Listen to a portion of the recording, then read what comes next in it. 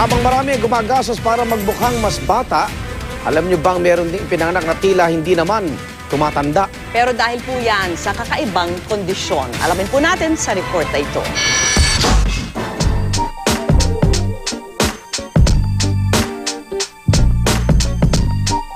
Sa kanyang tindig at formang astig, animoy tipikal na binatilyo si Christian. Pero ang lakas palang makadaya ng menor de edad niyang anyo. Sa tingin niyo po, ilang taon na po ako? 20? 20 po. High school ka na ba? 31 years old na pala siya. Siyempre, nahihirapan ako dahil nga sa discrimination. Nandiyan yan. Tapos, yung mga nambubuli.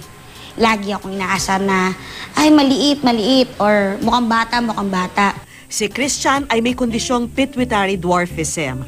Ayon sa isang pag-aaral sa Amerika, isa sa bawat 30,000 tao sa mundo ang may ganitong kondisyon. Hindi maayos na gumagana ang pituitary gland, ang bahagi ng utak na nagko-control sa paglabas ng growth hormones sa katawan. Maaring bahagi din ng kulang sa kanyang hormone yung tinatawag nating reproductive hormones, no, yung LH, FSH, kung saan dito naman ang nagdudulot ng pagdevelop ng secondary sexual characteristics o sa mga kalalakihan, ito yung nagdudulot ng pagbaba ng boses natin. Ang ganitong mga kondisyon, hindi ito namamana. Isa siyang all-star soccer player.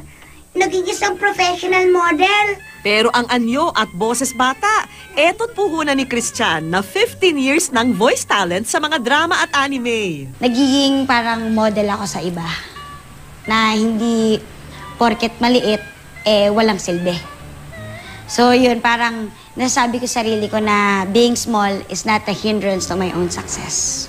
Kung si Christian tila na-trap sa pagkabata, para sa marami sa atin, kasabay ng paglipas ng oras ang pagkupas ng kabataan.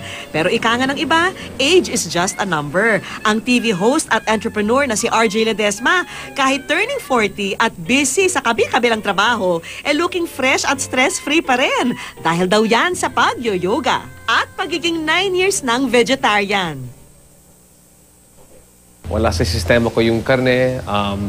Mahilig ako sa mga organic, non-processed food, keeping mga chemicals out of the body, at lagi nagpapaklense. So hopefully, bumabata yung itsura niyan.